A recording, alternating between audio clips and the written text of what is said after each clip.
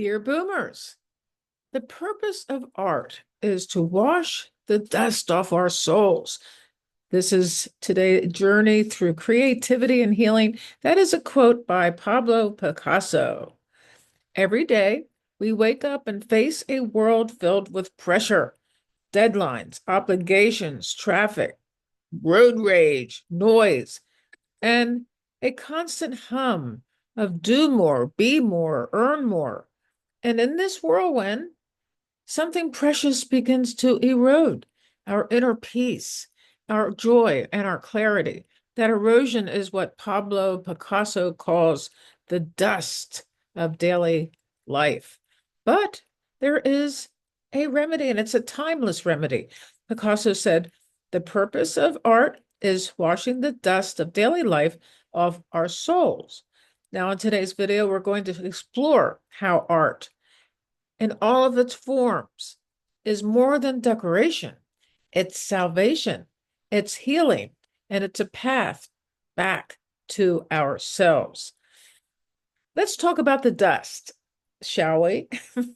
The wear and tear on the soul that modern life imposes. We don't often see it, but we feel it. The low-grade anxiety, that sense of being disconnected from ourselves and from everybody in our lives, this sense that we're always behind, always hustling, always tired. For seniors, this dust can come in the form of isolation, grief, loss. And for young parents, it can come in the form of overwhelm. And for artists, it's creative burnout. And for caregivers, it's emotional fatigue, burnout. In other words, the dust shows up when we stop tending to our inner life, because really, our inner life is all that there is. And the less we pay attention to it, the more exhausted we will be feeling. And when we stop feeling, and when we forget that we are more than just machines, and I don't think I've ever thought of myself as a machine, but I think daily life, the crazy routines can make us feel like a machine.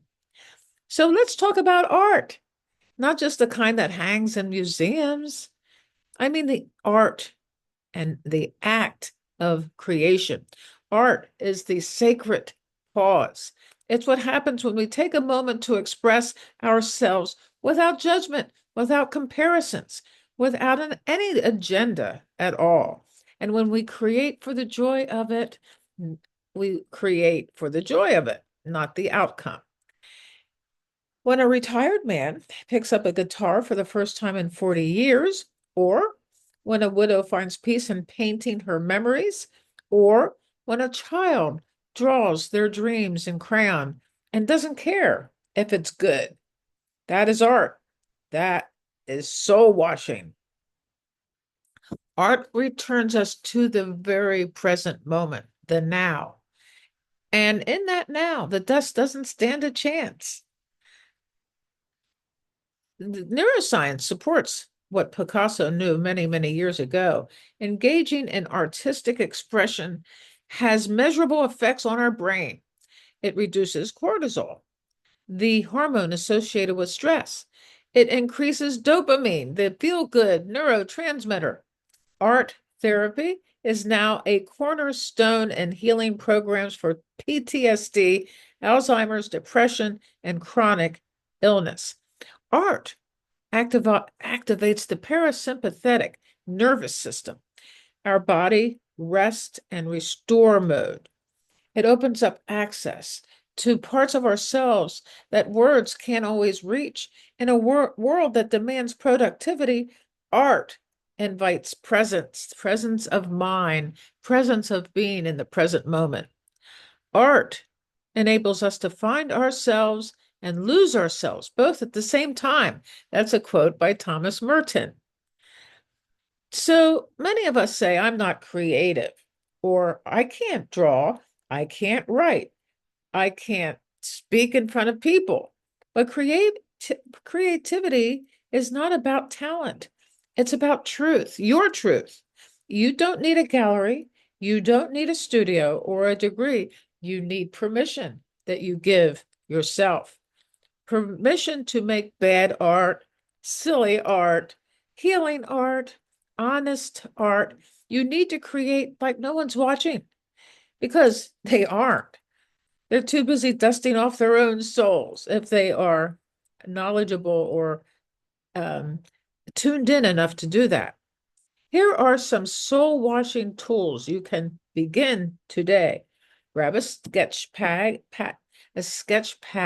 and draw your dreams. Sing your favorite song loudly. Off key is fine. Sing in the shower, which people do. Try blackout poetry from a newspaper. Start a gratitude collage. A gratitude collage. That is so cool. Write your life story one page at a time. Start a blog and write your life story one blog at a time. The point is not perfection. The point is freedom. Now, Picasso reminds us of that art's real power is not in galleries, it's in us. It's the doorway back to the soul.